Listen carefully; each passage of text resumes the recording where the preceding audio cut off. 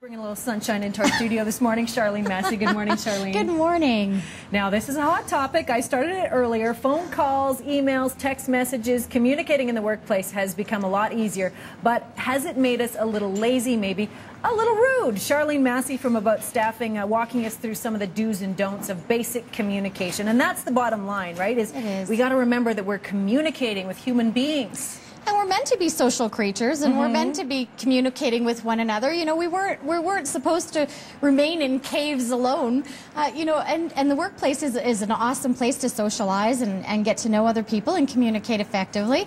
And it can also go the exact opposite way if you're not somewhat careful about that. And you used a keyword effectively, because there's ways that are less effective and just time consuming. So let's key in on email. Sure. And one of the things that you say is avoid all the little cutesy language like the LOL and the smiley little faces here and there and the exclamations and all that stuff. You know, if it's going to be a workplace communication and you're sending out an email, make it really clear what it's about.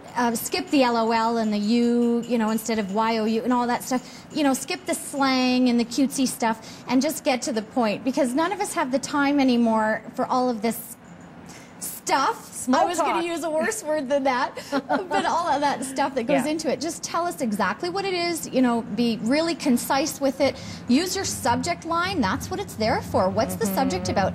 I almost think now that I get so much spam that if there's not something really legitimate in that subject line in an email, I'm actually going to delete it. Without even reading it.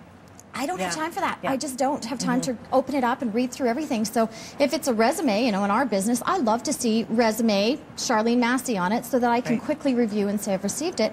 If it's something else, an issue or whatever, a meeting request or something, boy, make it real easy. Tell me exactly what is going to be, you know, that you want to, why are you sending me this email? Otherwise, I'm going to just assume it's spam. That's your cell line right there. I was brought up earlier as far as phone stuff goes. The text messaging, the Blackberries have really changed the office place, haven't they? Yeah, they really have. And I can understand how they can be an effective tool, for sure, because they can make, you know, unfortunately, they do make you work all the time, 24/7.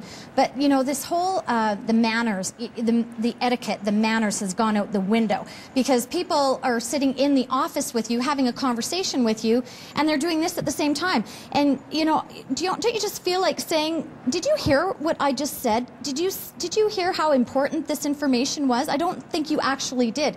And you lose that eye contact, and you lose that physical contact that you need to have in workplace communication.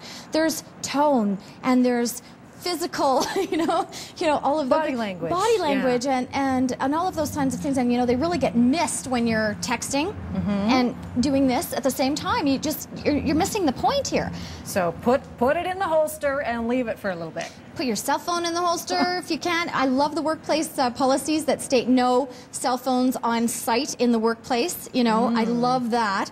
But yeah, think about the manners. Think about how you feel when someone's doing it to you, and how appropriate is that? It's really not in the workplace. I think it's not even appropriate in restaurants or in public anyways. Oh, I have to agree. And Andrew Schultz would if he was here with you. Yeah. Just some general phone stuff and effective ways of communicating. And I like this. You say, smile when you're speaking on the phone.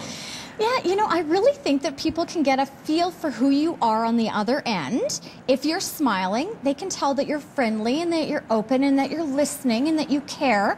I think that's really important. I think a lot of people don't do it anymore. They're so busy that they're just, hold please. Can you hold? Yeah, just a second. I gotta go. And they've got a million other things going on.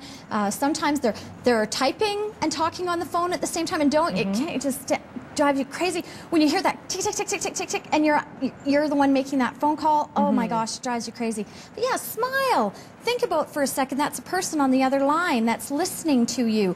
They can tell if you're not listening to them, and they can tell if you're grumpy, if you're multitasking. You can hear the typing, can't you? Yes, you can. You can absolutely. Sometimes people even try and be quiet about it, but you can still hear it. Yeah. So yes, smile, take a breath. Use proper English. Proper English. Oh my gosh, yes, absolutely. No slang. Yeah. You know, lately I was really bad actually at it. Lately I've been saying true dat.